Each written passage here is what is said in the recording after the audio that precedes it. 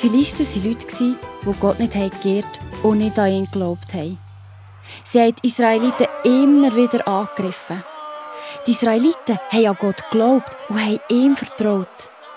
Es war aber nicht einfach, mitten unter diesen Philistern zu leben, die ständig gestichelt und sie angegriffen haben. Das Heer der Israeliten hat sich verteidigt gegen das Heer der Philister. Da ist auf einmal ein mächtiger, riesengroßer Philisterkrieger vor den Israeliten gestanden. Er war über 3 Meter gross, also viel grösser als alle anderen Israeliten. Wirklich ein kleiner Ries. Er hat einen Helm, einen Schuppenpanzer und eine Rüstung ganz aus Bronze an. Und einen Speer aus Bronze, der so gross war wie ein kleiner Baum. Er hat die Israeliten zum Kampf herausgefordert und ganz laut gerufen. Was wollt ihr hier eigentlich mit eurem ganzen erbärmlichen Heer? Hä? Ich bin ein Philister. Und ihr seid nur kleine Israeliten. Euer Gott, der ist ja so klein und so schwach, so wie ihr. Kommt, wählt doch euren besten Mann aus und schickt ihn zu mir, dass er mit mir kämpfen kann. Wir wollen doch schauen, wer stärker ist. Ha, wo ist der Mann, der gegen mich kämpfen will? Die Israeliten haben sehr Angst bekommen von diesem Riss. Jeden Tag ist der Goliath von Neuem gekommen und hat gesagt, es soll einer mit ihm kämpfen. Schon seit 40 Tagen ist der Goliath hergestanden und hat sie herausgefordert.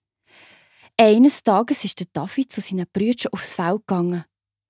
Er hat gerade gesehen, wie der Goliath wieder hergestanden ist. So, wer will mit mir kämpfen? Gibt es in Israel keinen mutigen Mann? Ha, ein kleines, kraftloses Volk ist das. Ha, ha, ha, ha. Euer Gott ist gar nicht besser. Der hat sich ja schon verzogen. Die Israeliten sind vor lauter Angst weggesprungen. Aber der David hat es gehört und hat gesagt: Das kann ja nicht sein, dass sich der grosse Galöri da lustig macht. Über mein Volk und mein Gott. Ich will gegen ihn kämpfen. Ich brauche aber keine grosse Rüstung. Ich nehme mein Stecken, meine Steinschleudern. Mit denen habe ich schon Mengen Löwe und Bären geschlagen, die ich auf dem Feld von meinem Vater Schafe gehütet habe. Die Israeliten haben gestaunt über den Mut von diesem kleinen David, der jetzt am Goliath entgegengelaufen ist. Der Goliath hat plötzlich den kleinen David gesehen und hat gemerkt, der will gegen mich kämpfen.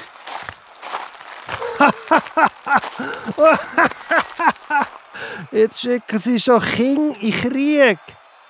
Aber was ist denn mit dir los? Bin ich ein Hung, dass du mit einem Stecken zu mir kommst? Keine Chance wirst du haben, du kleiner Wicht. Komm nur näher.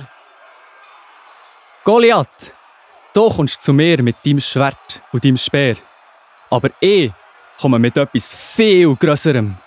Ich komme mit der Hilfe von meinem starken Gott. Er ist der allmächtige Gott, der Gott der Israeliten. 40 Tage hast du ihn verspottet. Aber heute schenkt mir Gott den Sieg über dich. Gott braucht kein Speer und keine Lanze. Er ist grösser als alles und auch grösser als du. Der David hat sich auf das konzentriert, was er gut kann. Er hat ein paar gute Steine vom Boden aufgelesen, hat den ersten Stein in seine Steinschleuder getan, angefangen zu schleudern und rums! Mit einem Schuss wie eine Rakete hat er mit seinem Stein haargenau den Kopf von Goliath getroffen. Der ist am Boden gefallen wie ein Herdöpfelsack.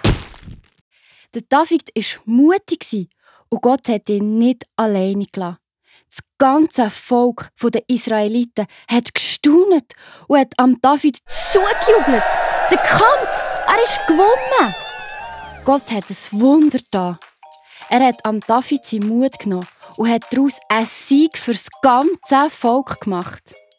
Wenn du eine Herausforderung hast, die dir zu gross scheint, darfst du wissen, Gott hilft dir.